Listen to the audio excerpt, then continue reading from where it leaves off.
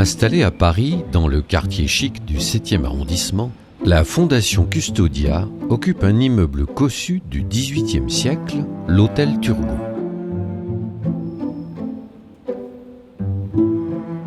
La façade, aux allures sages, abrite des décors insoupçonnés, des collections étonnantes représentatives de la variété des arts graphiques des Pays-Bas. Dessins, peintures, meubles, lettres manuscrites des plus grands artistes.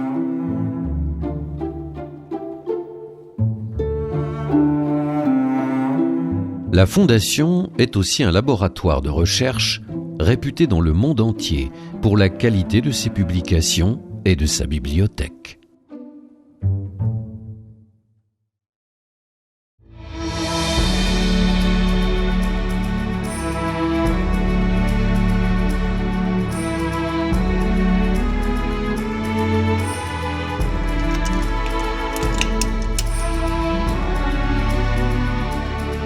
Mais au-delà des richesses constituées avec passion, c'est un état d'esprit, une liberté d'être qui rayonne à travers les acteurs de cette institution très singulière, fondée par le collectionneur Fritz Lürth après la Seconde Guerre mondiale. Ça m'étonne encore tous les jours comment une personne a pu composer une collection comme ça. Beaucoup de ces tableaux sont véritablement significants pour l'histoire de l'art. Tout commence avec une vraie passion pour la ligne, la plume sur papier. Nous rencontrerons des personnalités étonnantes par la spécificité de leur travail. Hans Beust nous invente un nouveau langage pour déchiffrer ces lettres manuscrites. Peter Föhring est le grand spécialiste d'une méthodologie peu connue, les marques de collection. Marie-Claire Nathan se plonge dans la base des données des œuvres. Réa Sylvia Bloch numérise le patrimoine. Corinne Le Tessier restaure et encadre les œuvres.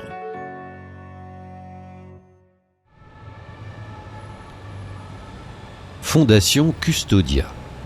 Pourquoi ce nom à consonance italienne alors que le fondateur Fritz Lürth était hollandais? Un custode en italien, c'est quelqu'un qui est responsable pour gérer et pour protéger et pour conserver quelque chose. Alors la Fondation Custodia est là pour conserver et préserver la collection, faire des expositions, faire accessible la collection, ne le pas regarder comme quelque chose de mort, mais le faire vivre.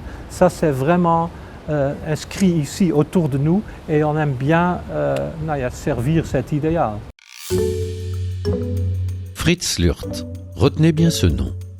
Né à Amsterdam en 1884, il devient, grâce à sa passion, sa curiosité, son audace, un grand historien de l'art. C'est un autodidacte. Il collectionne dès l'âge de 8 ans.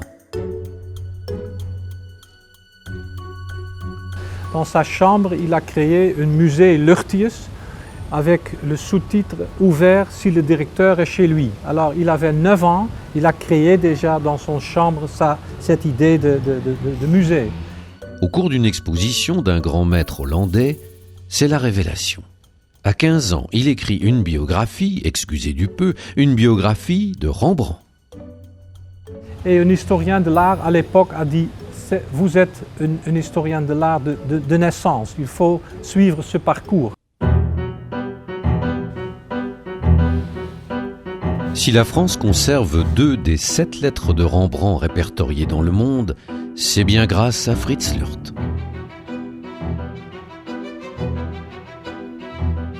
Fritz Lürth, en 1919, a acheté 2 des 7 lettres connues de Rembrandt. Il y en avait 7 connues déjà à cette époque et il n'y en a pas une qui s'est rajoutée dans tout un siècle. L'esprit de Rembrandt plane sur la Fondation. Ici, une toile de Peter Lastman dont il fut l'élève.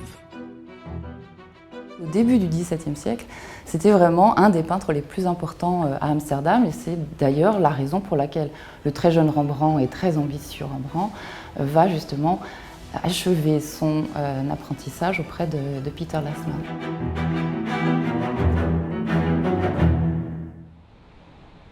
rendons grâce à la fortune de sa femme, Jacoba Clever, fille d'industriels. Le couple partage cet amour de l'art, déployé au cours de leurs nombreux voyages et expéditions.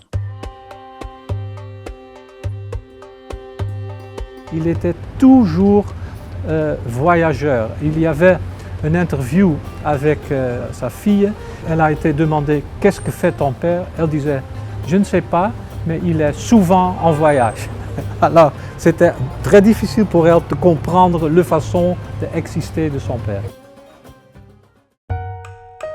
La Fondation conserve toujours la machine à écrire personnelle de Fritz Lürth.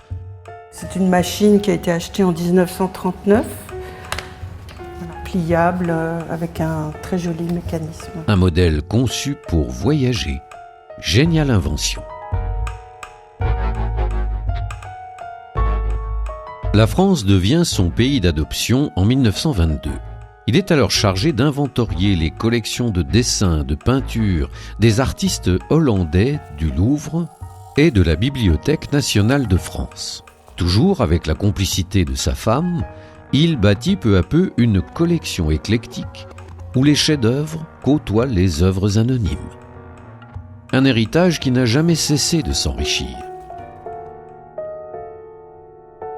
Geir Leuten dévoile le challenge que représente la direction de cette institution privée. La devise « Vivre pour l'art ». Ça m'a énormément attiré de servir l'idéal de Fritz Lürth, qui est aux Pays-Bas un héros en histoire de l'art. On peut voir, il est souvent cité, c'était un homme très dédié à l'art. La biographie est titrée « Living for Art », « Vivre pour l'art ». Et ça, c'est aussi un peu la mentalité de l'équipe ici, des employés, et d'ailleurs, c'est en moi aussi. Geir Leuten nous prend la main et nous invite à découvrir la rigueur et le charme de l'art pictoral des Pays-Bas.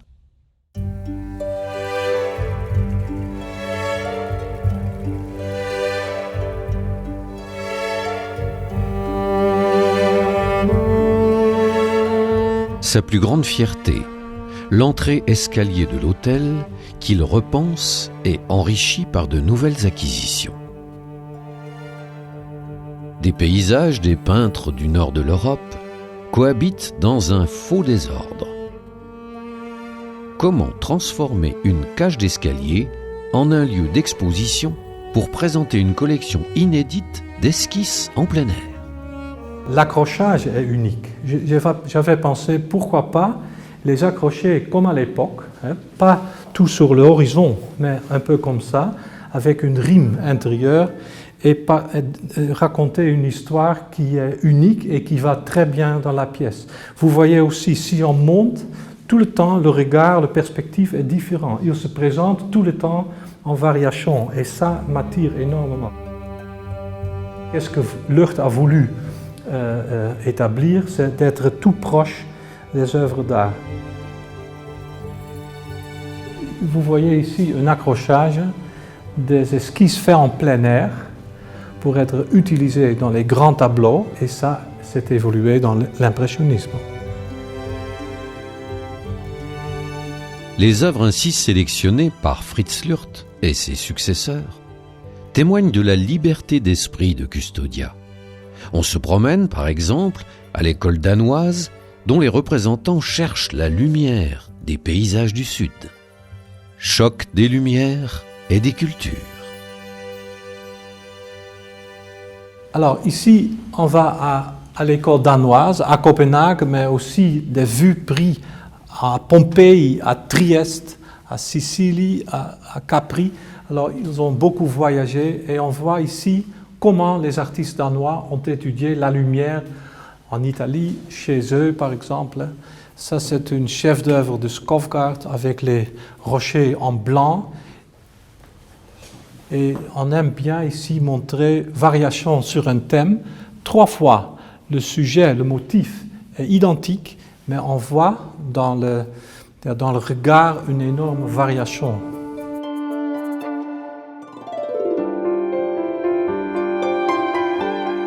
Nous découvrons également certains artistes allemands. Et toujours axés au centre les œuvres les plus importantes, avec ici au milieu, c'est une esquisse de Karl Blechen. Il y a un éclairage incroyable là-dedans. Voilà, il fait mai 1829. Il est à Rome, on voit le Colisée, et une peinture qui est très vite faite. Et c'est vraiment, ce sont des arbres, mais c'est en même temps c'est une abréviation des arbres. Ça va très vite.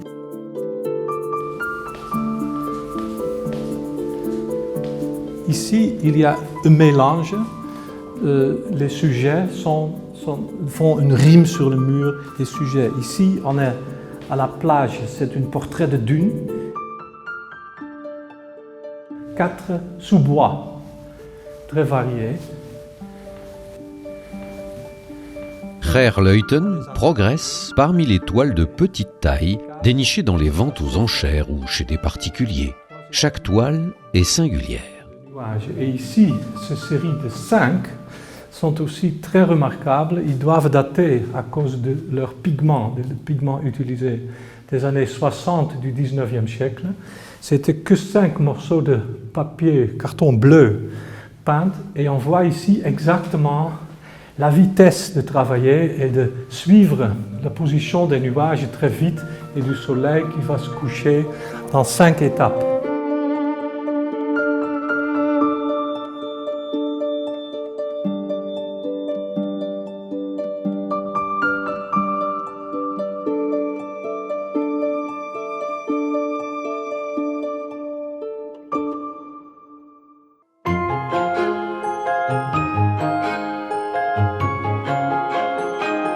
Franchissons les portes et entrons dans la salle à manger pour nous plonger dans l'atmosphère des lieux. L'ameublement dans des tons chauds de bois, de jaune et d'ocre nous plonge dans l'atmosphère du XVIIIe siècle.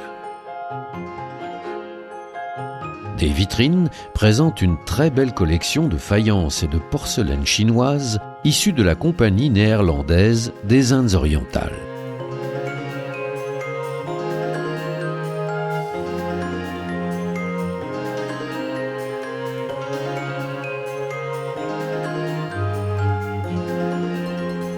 Ici, des toiles de grands maîtres sont accrochées au mur en toute simplicité.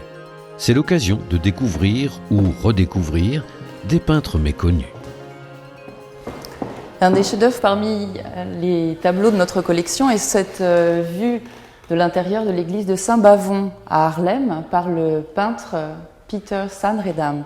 Alors Sanredam, c'est un peintre qui avait été un petit peu oublié par les historiens d'art pendant un certain moment et qui aujourd'hui est au contraire très apprécié. Et Fritz Lürth a acheté très tôt en fait ce tableau, déjà dans les années 20, à une époque où il n'y avait pas du tout de Sanredam en France, jusque d'ailleurs en 1983, année durant laquelle le Louvre a acquis un tableau de Sanredam. En nous déplaçant de quelques mètres, nous plongeons dans les rigueurs de l'hiver. On a ici 2 très beaux exemples de la façon dont les peintres hollandais ont pu représenter ce thème qu'ils affectionnaient tant, des paysages d'hiver et des activités hivernales. Vous avez donc 30 ans d'écart entre ces 2 tableaux. Celui-ci a été réalisé dans les années 40. On voit très bien comment Jan van Rooyen se plaît à représenter toutes les activités qui se déploient sur la glace avec ces personnages dont on arrive très bien à distinguer les différentes occupations. Ici, dans les années 70 du XVIIe siècle, Ruysdael, lui, au contraire, monumentalise véritablement certains éléments du paysage, comme par exemple ce moulin et cette ferme, et au contraire représente ces personnages de façon extrêmement petite. Ils sont juste là pour donner une échelle en fait à ce paysage, et ce qui l'intéresse véritablement, ce sont ces effets de lumière de ce jour d'hiver.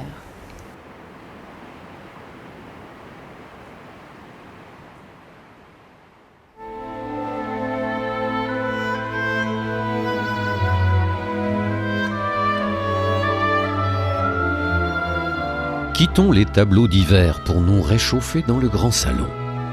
La pièce a fait l'objet d'une restauration complète en respectant le style néoclassique. Alors, le grand salon, c'est le salon utilisé pour accueillir les visiteurs qui aiment bien étudier les dessins et les œuvres sur papier. Aussi ici, une ambiance très spéciale. Vous voyez que la pièce a été touchée après le XVIIIe siècle. On est très dans l'esprit néoclassique ici, avec les faux marbres et tout ça. Le buste de Turgot père, le commanditaire du fameux plan de Paris, et un mobilier qui est du XVIIIe siècle.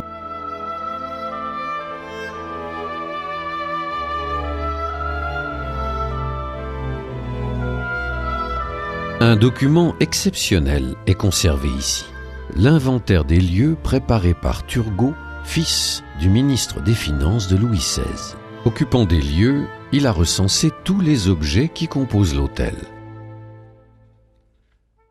430 pages d'inventaire et c'est fascinant de voir ce qu'il y avait à la maison, dans l'écurie, beaucoup de vin et aussi il parle de cette buste ici, le notaire qui a fait l'inventaire.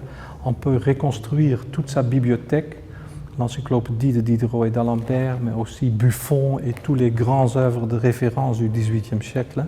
On entre vraiment dans un univers, pas l'univers de Fritz Lucht ici, mais l'univers qui était là avant.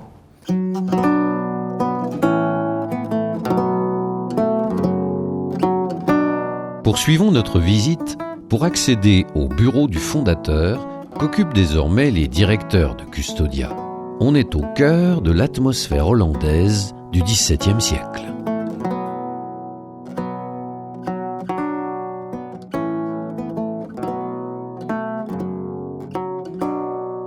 Lucht a voulu ici concentrer le mobilier XVIIe siècle. Il y avait une grande collection importante.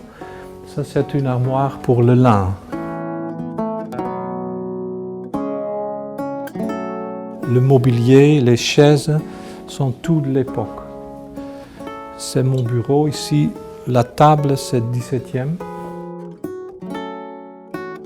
Ça, c'est une caisson pour garder les vêtements de femmes. C'est un cadeau pour un mariage.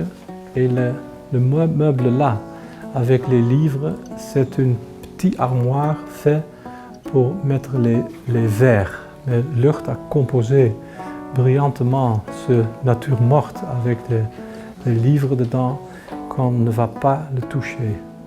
Il a même importé des portes d'une maison XVIIe siècle dedans et tous les livres sont dans leur reliure d'époque.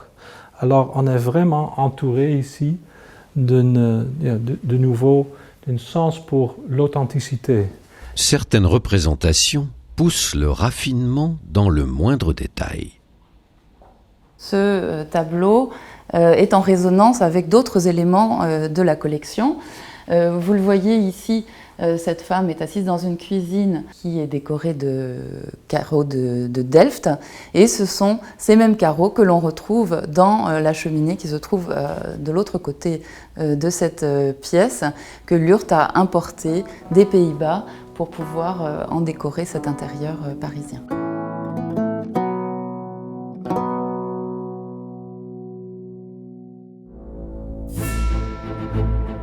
C'est dans ce bureau que l'on peut admirer le plus grand tableau de la collection de Fritz Lucht. L'auteur, Willem van de Velde, est considéré comme l'un des plus grands peintres de marine du XVIIe siècle. Il illustre ici un épisode de la guerre navale anglo-hollandaise. Fritz Lucht l'achète grâce à la vente d'un dessin de Dürer.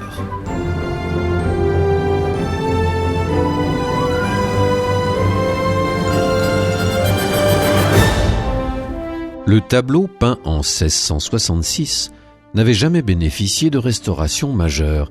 Les couleurs s'étaient ternies. Une restauration est alors entreprise. La restauratrice procède alors par petites touches. Un petit rectangle est tout d'abord nettoyé. Le résultat est concluant. Toute la surface va s'illuminer progressivement. Le tableau se métamorphose, le ciel semble avoir changé. Des nuages apparaissent soudainement et la mer dévoile de subtiles nuances de vert gris. Cette cure de jeunesse est l'occasion de délaisser l'ancien cadre pour un encadrement mieux adapté. Ce que l'on voit très bien dans ce tableau, c'est que Willem van de Velde a réalisé ce qu'on appelle un portrait de navire. Ce que l'on remarque également, c'est l'extrême finesse avec laquelle le peintre a représenté tous les autres navires, cette immense flotte hollandaise qui va bientôt attaquer les Anglais, et puis également le raffinement qu'il apporte dans les coloris pour rendre parfaitement la mer de son tableau.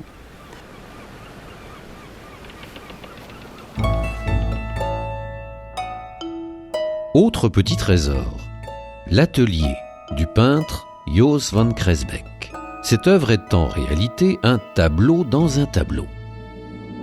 Ce qui est particulier ici, c'est qu'il a représenté donc un intérieur d'atelier, un peintre dans son atelier. On reconnaît d'ailleurs un petit peu ce motif que l'on trouve dans le très beau tableau de Vermeer qui est à Vienne. Le peintre vu de dos qui se trouve dans son atelier devant le motif qu'il est en train de représenter. Ce qui est différent en revanche de ce que l'on trouve chez Vermeer, c'est que le peintre ici représente un certain nombre de personnages, non pas une seule figure, et ces personnages sont en fait des allégories des 5 sens. Vous avez ici le sens de l'ouïe avec cet homme qui joue du luth, le sens du goût avec l'homme au verre de vin, le sens de l'odorat avec le fumeur de pipe, le sens du toucher avec ce couple, cet homme qui prend dans ses bras la jeune femme, et enfin le sens de la vue avec cette dame lisant une lettre.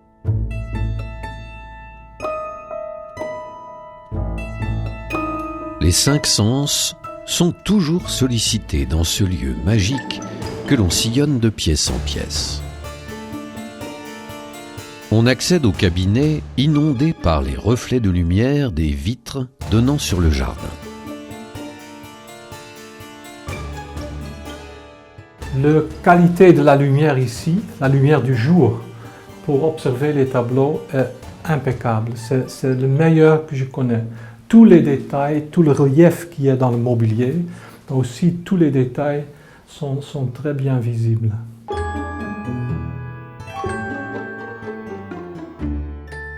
Le choix des couleurs et l'agencement du lieu s'inspirent directement des tableaux hollandais. Une belle osmose entre la représentation et la réalité. On a changé le mur récemment. C'était jaune et brillante et j'ai contacté un stucador et je disais c'est bien dans un cabinet hollandais d'arriver à une structure dans le mur qui ressemble à ce qu'il y a dans ce tableau de Jacob Vrel, mais aussi dans l'église de Isaac van Nikkelen, un suiveur de Saint-Redam. Cet amour du travail, cette exigence du détail se multiplient dans les centaines d'albums qu'abrite la salle des trésors.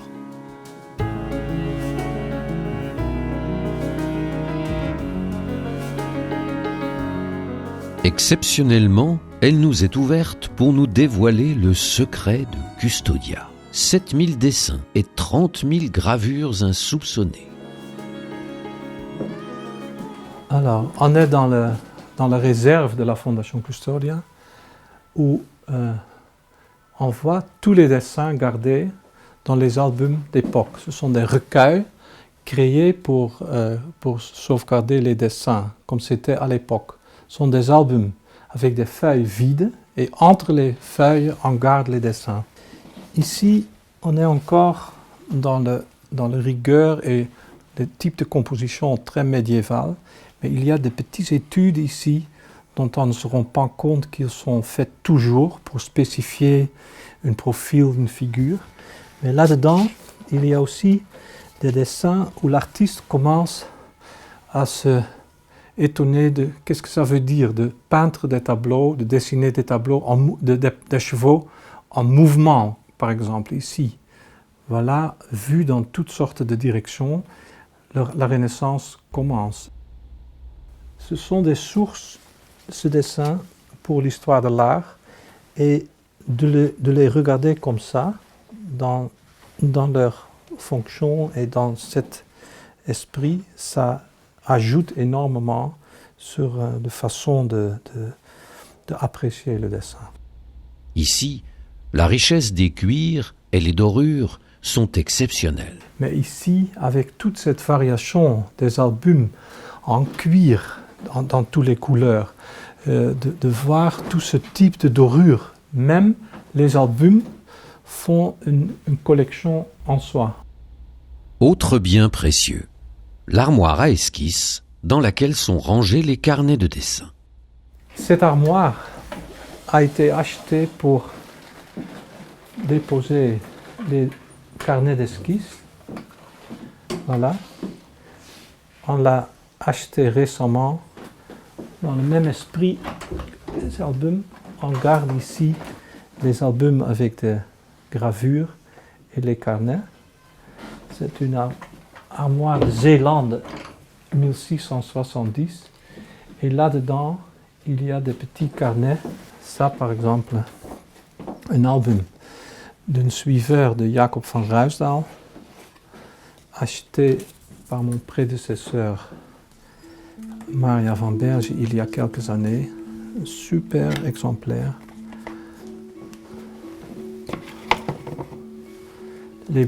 Les caisses, les boîtes sont faites pour les garder.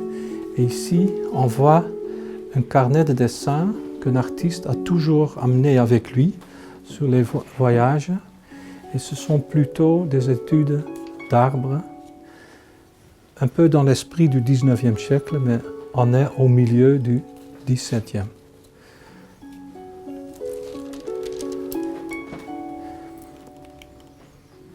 On a l'impression que Van Kessel ici s'est développé. Quand il s'améliore dans le temps. On voit que le livre a été très bien préservé. Les feuilles ne sont pas jaunies. C'est très clair encore. Mais on voit aussi comment les exercices de rendre les feuilles et les arbres étaient dans la manière de préparer des tableaux. Voilà. Dans un autre carnet, la faune et la flore défilent au cours des pages avec beaucoup de précision. Probablement, ça a été exécuté pour l'empereur Rudolf II à Prague. Vous voyez que c'est dessiné pas sur papier, mais sur parchemin. Et ce sont pas nécessairement des études, mais ce sont des dessins coloriés au gouache, des insectes, des fleurs, tout autour, datés 1601, 2, et tout à la fin,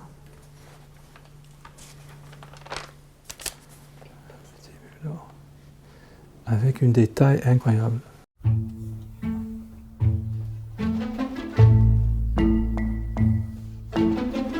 Impossible d'exposer de telles richesses sans prévoir un atelier de conservation, de restauration et d'encadrement. Corinne Le Tessier explique sa passion pour les qualités du papier. Oui, le papier, c'est un matériau très, très intéressant. Si vous voulez, si vous considérez une peinture à l'huile, ce que vous voyez, c'est la couche picturale. Un dessin, vous avez la technique graphique et vous avez 95% de papier en fait dans l'œuvre. Vous voyez, donc le rapport n'est pas du tout le même qu'avec la peinture. Et en fait, le papier, il joue un rôle dans l'œuvre qui est très important. Voilà. C'est pas seulement le support, mais il y a sa texture, sa couleur. Corinne Le Tessier se prête volontiers à l'exercice de la restauration. Ces dessins ont souffert, on voit mieux au dos, d'infiltration d'eau qui ont créé des taches, et cette humidité qui a dû persister à un certain moment a engendré en fait le développement de moisissures. Donc on voit encore les taches ici. Alors ce dessin, vous voyez, quand j'allume la table lumineuse, on voit tout de suite mis en évidence les altérations sur les bords, les déchirures, les lacunes et les amincissements qui apparaissent en plus clair. Alors j'ai déjà consolidé avec un papier japonais très fin, qui est à la fois solide et très discret en fait, qu'on colle au dos bien sûr. Et ici j'ai commencé une restauration d'une des lacunes avec un papier que j'ai teinté à l'acrylique, voilà, qui permet de consolider et redonner un peu d'unité en fait au dessin.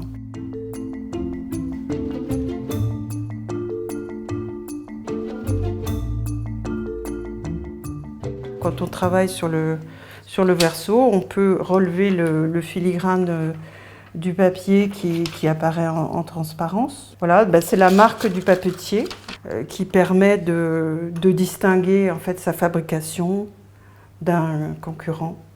Une fois le dessin restauré, il sera monté sur un support, puis encadré. Donc le principe du montage, c'est qu'il y a une fenêtre ici. Le dessin lui-même est fixé sur un papier japonais qui permet donc de ne pas toucher directement les bords de l'œuvre et pouvoir examiner le verso. Voilà, le montage se termine par un carton de fond.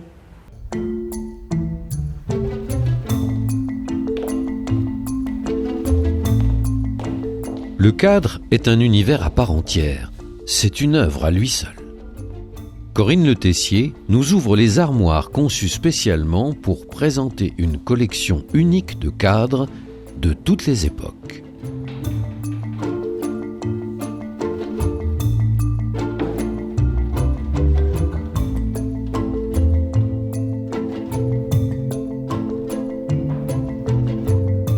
Donc là, on s'est permis de faire quelque chose de très raffiné au niveau de l'aspect.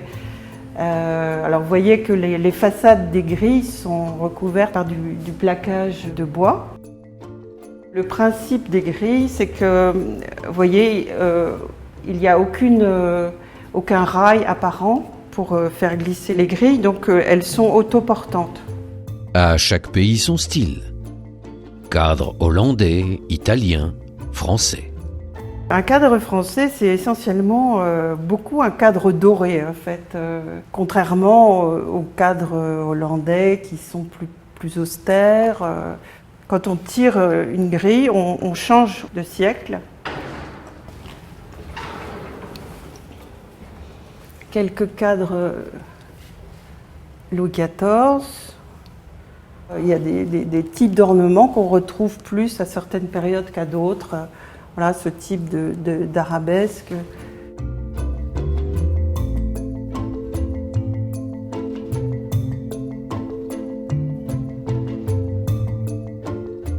Par cette grille, là on saute à la Renaissance, des cadres italo-français ou franco-italiens, parce que les Français se sont beaucoup inspirés en fait des Italiens pour ce type de cadre qu'on appelle cloué, avec des colonnes, des incrustations de pierre ou du bois peint imitation pierre. Vous voyez par exemple ici les colonnes bleues sont des imitations lapis-lazuli.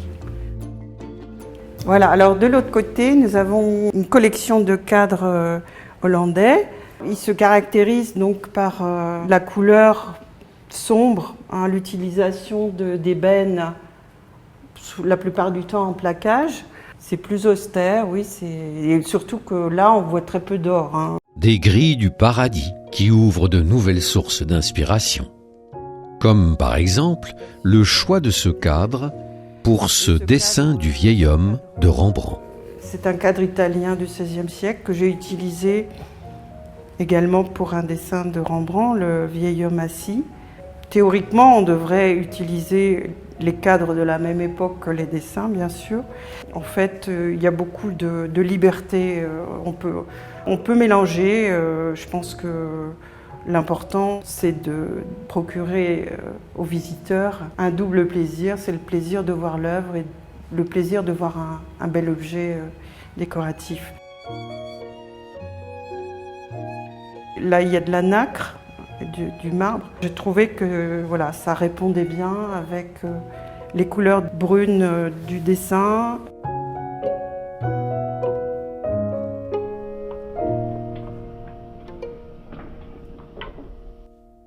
Dans une exposition récente, le cadre ancien a démontré qu'il pouvait très bien s'accommoder d'œuvres contemporaines. Ce cadre hollandais du XVIIe s'adapte aussi bien à une photo de Koen Hauser, prise en 2000, qu'à un dessin de Rembrandt. Pour protéger et répertorier ces milliers de dessins, Fritz Lürth invente une méthode inédite, ce qu'il est convenu d'appeler les marques de collection. Ces dernières sont autant de pistes pour identifier le propriétaire et le collectionneur d'un dessin. Une marque de collection, c'est en fait un signe d'appartenance, c'est-à-dire que depuis très longtemps, il y a eu des collectionneurs qui s'intéressaient aux œuvres sur papier, dessins ou gravures, et pour marquer leur intérêt, ils ont mis un cachet ou une marque sur la feuille. Ça peut être sur le recto ou le verso, et ça peut être un cachet estampillé, mais ça peut être aussi une écriture, ça peut être un paraphe. Donc il y a deux sortes de marques, soit estampées ou écrites à la main.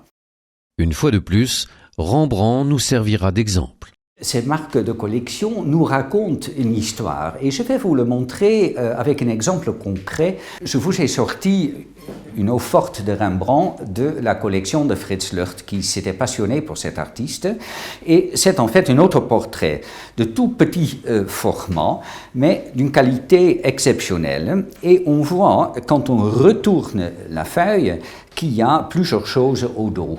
D'une part, il y a une écriture du XVIIe siècle qui met en évidence en hollandais que c'est le portrait de Rembrandt lui-même. On ne sait pas qui a écrit ça au dos. Mais maintenant, pour les marques de collection, ce qui est important, il y a deux cachets au dos. D'abord, il y a un cachet aux lettres R, G, ST, et c'est la marque de Richard Goethekunst, un des grands collectionneurs de la fin du 19e et début du 20e siècle. Et ensuite, il y a un deuxième cachet avec les lettres F, L de Fritz Lürth. Donc lui-même aussi avait adopté un cachet qu'il a mis au dos de ses estampes. Toutes ces marques sont rassemblées dans deux précieux ouvrages rédigés par Fritz Lürth. Et dans ce volume, il a fait redessiner les cachets qu'il avait trouvés, mais à côté de chaque cachet qui a reçu un numéro d'ordre, il a mis un texte sur le collectionneur et sur la collection. Et souvent, on trouve aussi des renseignements sur le devenir de la collection. Ces deux ouvrages sont désormais supplantés par une base de données informatique. Ce progrès de la technologie permet de décourager la fraude. Il est également un précieux outil de référence internationale pour plus de 5000 utilisateurs par mois. L'informatisation de toutes les œuvres est en cours. Un travail de titan entrepris par Marie-Claire Nathan avec la collaboration de l'ensemble de l'équipe. Notre base de données pour l'instant, elle consiste en 4 grandes collections, donc dessins, gravures, peintures, lettres et manuscrits.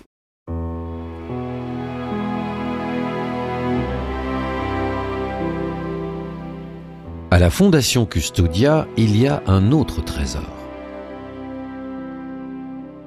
La collection de lettres manuscrites des artistes. Entamée par Fritz Lürth, elle s'enrichit toujours. 40 à 50 000 lettres parcourent 6 siècles de témoignages vivants de Léonard de Vinci à Niki de Saint-Phal. On y trouve des lettres de protestation, des lettres d'explication entre commanditaires et artistes. Exemple précieux, cette lettre de Michel-Ange au duc de Toscane pour la basilique Saint-Pierre de Rome.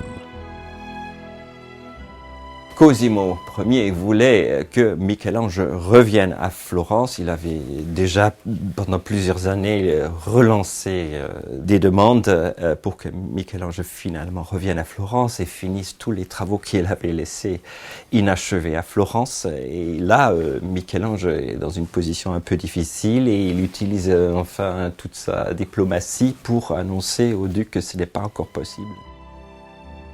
Lettres d'amitié comme cette correspondance de Dürer du XVe siècle. Dürer a fait, comme vous savez, un voyage à Venise, je crois, au tout début du XVe siècle. Et ici, il illustre à la fin un bon mot à son ami par quelques petites esquisses. Il existe également une lettre de Niki de Saint-Phal, illustrée de quelques dessins et expressions audacieuses. Voilà, et de tout récent, ces amusantes lettres, collages de Niki de Saint-Phal, faites d'une manière assez primitive, adressées à Renilde Hammacher, qui était la conservatrice du musée Boijmans van Beuningen à Rotterdam. Ça, c'est déplie difficilement. Certaines lettres dessinées sont-elles les prémices d'un chef-d'œuvre à venir ? Manet est malade, mais ses lettres dessinées l'aident à survivre. C'est une œuvre d'art. C'est une lettre que Manet a écrite quand il suivit une cure pour guérir de ce que nous savons actuellement que c'était le syphilis. On pense souvent qu'il avait déjà préparé des papiers avec un fruit.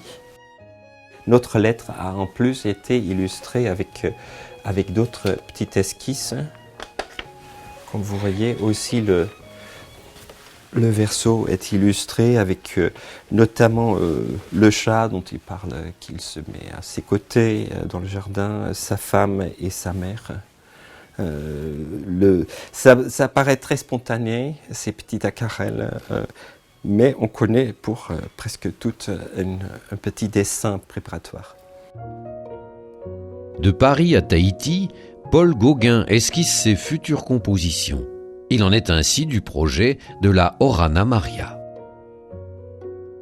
Une lettre très importante puisqu'il y esquisse un tableau qui est actuellement au Metropolitan Museum of Art et notre esquisse montre le tableau. C'est une lettre qui donne vraiment une idée comment il avait conçu son projet et qui forme une source importante pour la genèse du tableau. Il existe également une lettre de Pier Francesco Mola. Qui écrit à un ami sur un projet qui lui prend la tête, qu'on n'a pas su identifier. C'est plein de mots crus et aussi des dessins assez crus. Beaucoup d'écritures sont difficiles à déchiffrer. La lecture à voix haute permet de mieux comprendre le sens des phrases du sculpteur italien Lorenzo Bartonoli. Ça aide. Par exemple, nous avons des lettres de Bartolini où il y a des phrases presque incompréhensibles et on peut uniquement les comprendre quand on les lit à haute voix, avec un fort accent italien. Je ne suis pas italien, donc je dois me l'imaginer, mais on arrive, par exemple, il y a ici un passage, il dit « Si vous voulez donner la patine au marbre pour lui faire prendre la blanchure du plâtre, voilà comment on s'y prend.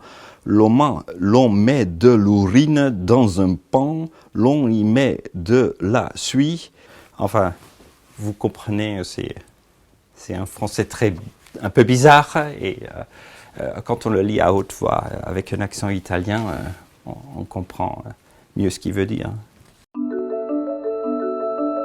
Notre visite serait incomplète si nous ne nous plongions pas dans la vocation du studio de numérisation. Haute technologie et spécialiste contribuent à la conservation du patrimoine. Une tâche encore inachevée, 5000 dessins, 15 000 gravures et 50 000 lettres sont passées ou passeront sous les objectifs. Alors donc en fait on prend en main chaque œuvre, par exemple un dessin, on décrit dans un document si on doit photographier que les rectos ou aussi éventuellement le verso, le montage, mais on met aussi si un document est fragile, si ça demande une manipulation spécifique. Quand le verre se baisse, automatiquement l'appareil photo se déclenche. Les flashs aussi, et en fait la photo est prise de façon semi-automatique. La Fondation Custodia conserve aussi une importante collection de miniatures indiennes. Donc ici j'ai une miniature indienne du début du XVIIe siècle. Et ces miniatures indiennes, en fait, il y a souvent de la peinture d'or sur ces feuilles. Et pour avoir l'éclat doré dans la photo même, on a trouvé l'astuce en fait pour les deux lampes qui donnent les flashs de diminuer l'intensité d'une de ces lampes pour avoir un éclat plus fort d'un côté qui donne en fait un effet de brillance sur la photo définitive.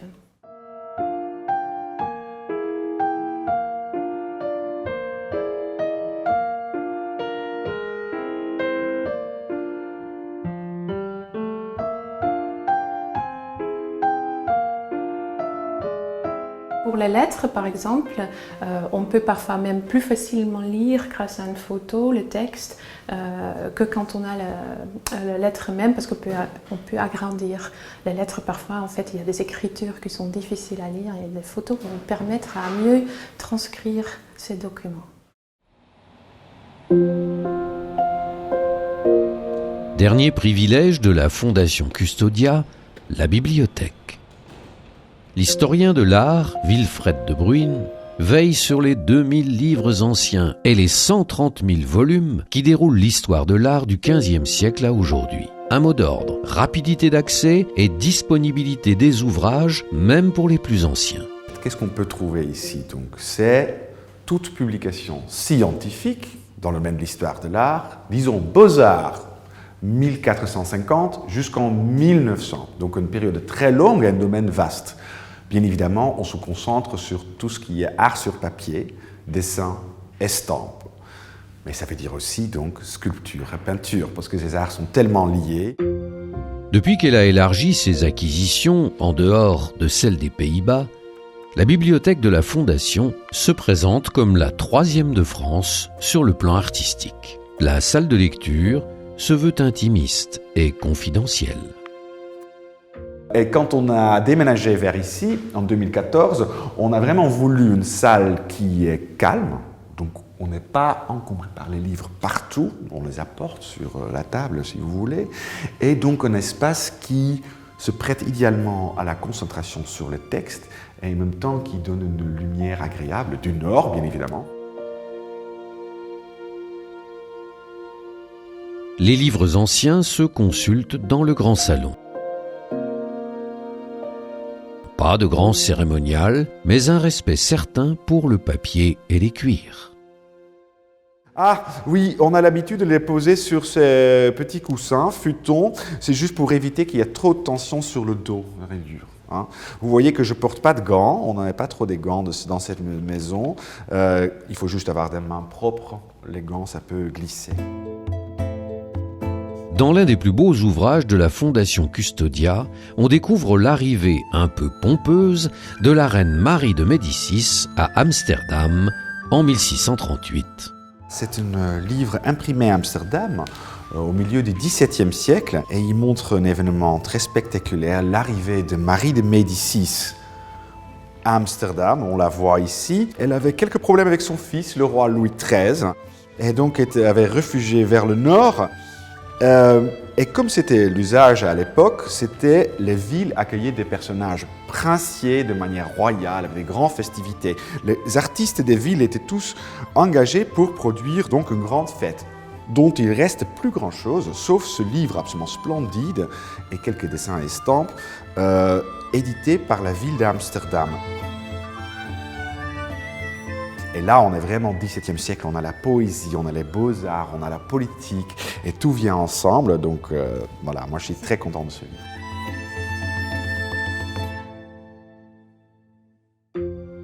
Autre pièce rare, un recueil de poésie édité par le pape Urbain VIII. Les textes sont illustrés par des artistes du Nord. Le livre est dédicacé au peintre Poussin. Voilà, on voit déjà le reliure est absolument splendide, on reconnaît les petites abeilles. C'est tout à fait un reliure fait pour le pape Urbain VIII, Barberini, et il fait donc, entre autres, éditer ce livre qui est un recueil de poésie.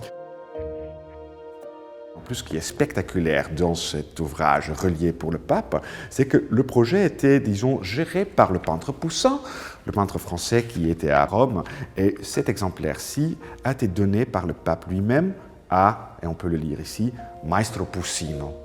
Donc là, soudainement, on a donc l'exemplaire de Poussin avec des illustrations des artistes du Nord fait pour un pape, voilà, un grand amateur des arts. Donc pour nous, ça, c'est un grand bijou.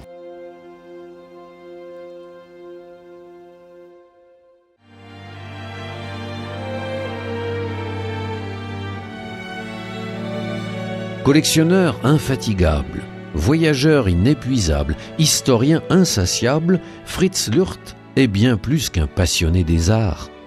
C'est une âme qu'il transmet à ses héritiers. D'ailleurs ici, on ne dit pas Fritz Lürth, mais Fritz. L'ombre du grand collectionneur, le rayonnement de cet esthète, plane toujours sur les lieux pour l'éternité.